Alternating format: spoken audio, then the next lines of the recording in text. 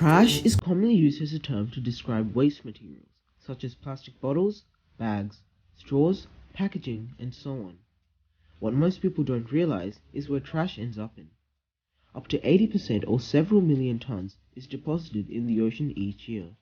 This has caused great suffering in the marine life and has disturbed how trash gets into the ocean. Let's say you're an average person. You'll produce around 2.7 kilograms of trash every day. Now about 26% or 0.7 kilograms of that trash is able to be recycled, and the other 2 kilograms is regular waste. This means an average human produces 2 kilograms of waste that is then taken to places such as the landfill. And it is not only that much. Most people aren't even bothered to put away recyclable How does the waste from places like landfills end up in oceans? Well, the answer is wind and water. Both wind and water are able to carry waste, such as plastic bags and bottles. Over time, these waste materials can end up in the ocean. Now you may be thinking, well, if this happens over time, then we have nothing to worry about. That, however, is not the case. Some countries, such as China and Indonesia, deliberately dump waste. Suggest that over 14 billion pounds, or 3.65 kilograms of waste, is dumped into the ocean each year. Today, there is said to be 5.25 trillion pieces of plastic debris in the ocean, with most of it being located in the Great Pacific Garbage Patch, which is located between Hawaii many problems for the marine life. Many marine animals, such as fish and sea turtles, mistake plastic for jellyfish that they feed on. If a sea creature decides to feed on one, they will surely suffocate and die. A good example of this are sea turtles. Most sea turtles feed on seagrass, but many feed on jellyfish. However, due to the amount of plastic waste, such as plastic bags being dumped into the ocean each year, many sea turtles mistake this rubbish for a jellyfish and decide to eat it. Due to sea turtles, like all animals, not being able to digest plastic, many suffocate or are unable to eat afterwards.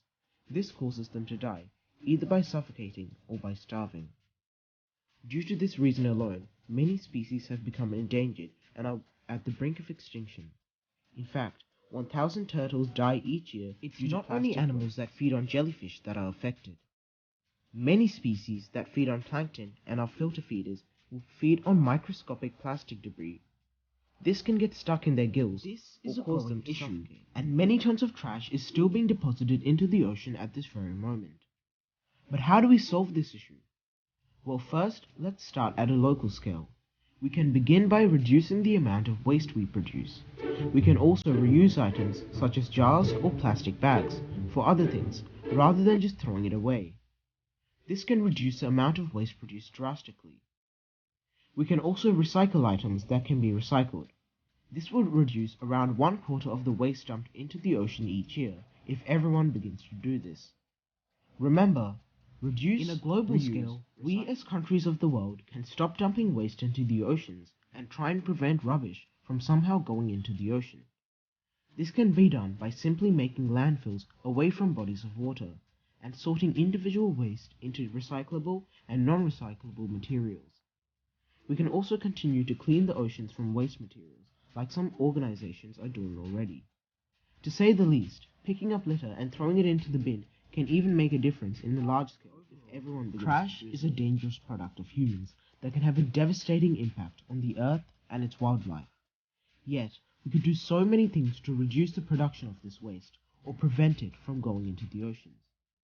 From picking up litter to cleaning the oceans, we can do so much to save the oceans and its marine life. It just goes to show that a small thing can have a huge impact to the world.